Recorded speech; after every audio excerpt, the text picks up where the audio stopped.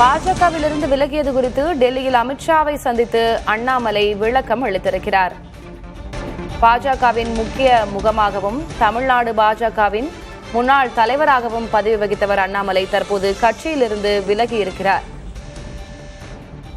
மத்திய உள்துறை அமைச்சரும் பாஜக மூத்த தலைவருமான அமித்ஷாவை சந்தித்து அவர் இதற்கான காரணம் குறித்து விளக்கியிருக்கிறார். டெல்லியில் அமித்ஷாவை சந்தித்து அண்ணாமலை விளக்கம் அளித்திருக்கிறார். அமித்ஷா அண்ணாமலை சந்திப்பு நிறைவடைந்திருக்கிறது. ஏன் கட்சியிலிருந்து விலகுகிறேன் என்பதற்கான காரணத்தை அமித்ஷாவிடம் விளக்கியிருக்கிறார் அண்ணாமலை. முன்பாக பாஜக தேசிய தலைவர் நிதின் நபினை சந்தித்து அவர் பாஜகவிலிருந்து விலகுவதாக தெரிவித்திருந்தார்.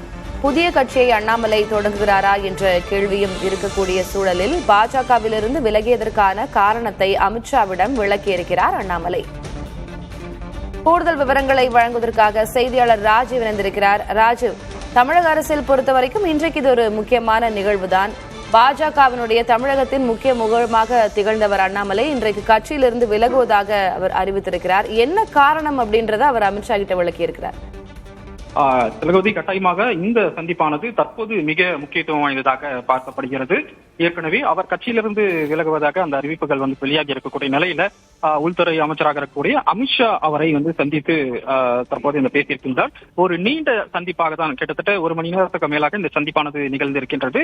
அமித்ஷாவின் இல்லத்தில் இந்த சந்திப்பு தற்போது நடைபெற்று அந்த சந்திப்பு நிறைவடைந்து அமித்ஷா அவருடைய சந்திப்புக்கு பிறகு அண்ணாமலை அவருடைய இல்லத்திலிருந்து புறப்பட்டு சென்றிருக்கின்றார்.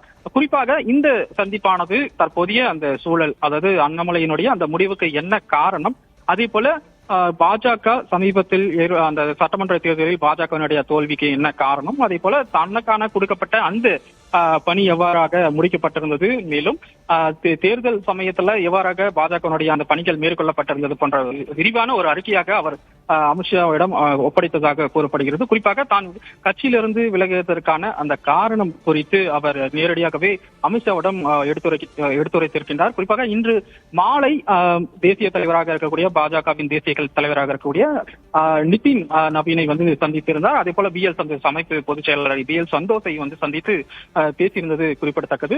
அதனைத் தொடர்ந்து அமித்ஷாவுடனான இந்த சந்திப்பு நடைபெற்று இருக்கின்றது. எனவே இந்த சந்திப்பின் பொழுது இந்த ஏற்கனவே நான் குறிப்பிட்ட இந்த விவரங்கள் குறித்து விரிவான ஒரு அறிக்கையாகவே ஒரு சமர்ப்பிக்கப்பட்டதாக கூறப்படுகிறது.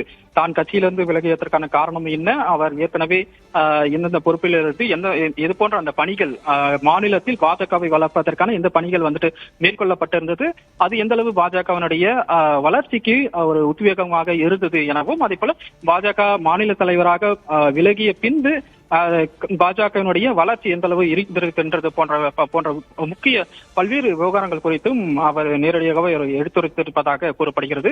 நமக்கு தெரியும், சுமார் 2021 முதல் 2025 வரை அவர் மாநில தலைவராக பொறுப்பில் இருந்திருக்கின்றார். அந்த பொறுப்பில் இருந்த சமயத்தில் கூட அப்போதைய ஆளும் கட்சியாக திமுக அரசு மீது பல்வேறு அந்த ஒரு விமர்சனங்களாகட்டும், அதே போல சட்டம் ஒழுங்கு விவகாரங்கள், அப்போதைய தமிழகத்தில் நிலவிய பல்வேறு முக்கிய பிரச்சனைகள் குறித்து தினந்தோறும் அவருடைய அந்த அறிக்கைகள் வாயிலாகவும் செய்தியாளர்கள் சந்திப்பு வாயிலாகவும் அவர் தனது பாஜக சார்பாக அந்த அறிவிப்புகளை விமர்சனங்களாக முன்வைத்திருந்தது நமக்கு குறிப்பிட தெரியும். எனவே இவ்வாறாக அவர் அண்ணாமலை அவர்கள் பாஜகவினுடைய அந்த வளர்ச்சிக்கு பல்வேறு நடவடிக்கைகளை எடுத்திருந்தார். குறிப்பாக எண் மக்கள் போன்ற முக்கிய அந்த நடைப்பயணங்களை நடத்தியிருந்ததும், அதே போல மாநில வாரியாக பாஜக வளர்ச்சிக்காக அடித்தட்ட அந்த தொண்டர்களினுடைய அவர்களுடைய ஒத்துழைப்பை பேணும் விதமாக அவர்களுடனான கூட்டங்கள், அவ்வப்போது அந்த சந்திப்புகள், அந்த பொதுக்கூட்டங்கள் போன்ற விஷயங்களை நடத்துவதாகட்டும், இவ்வாறாக மாநிலத்தில் பாஜகவினுடைய அந்த வளர்ச்சிக்கு எந்த மாதிரியான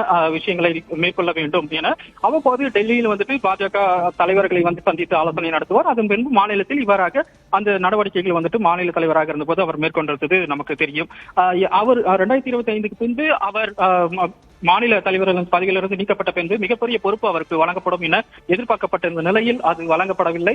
எனவே அதில் அதிருப்தியாக இருந்த அண்ணாமலை தற்போது அவர் பாஜகவிலிருந்து விலகி இருக்கின்றார். அதற்கான காரணத்தை தான் தற்போது டெல்லியில் முக்கிய தலைவர்களை சந்தித்து அவர் கொடுத்திருக்கின்றதாக கூறப்படுகிறது.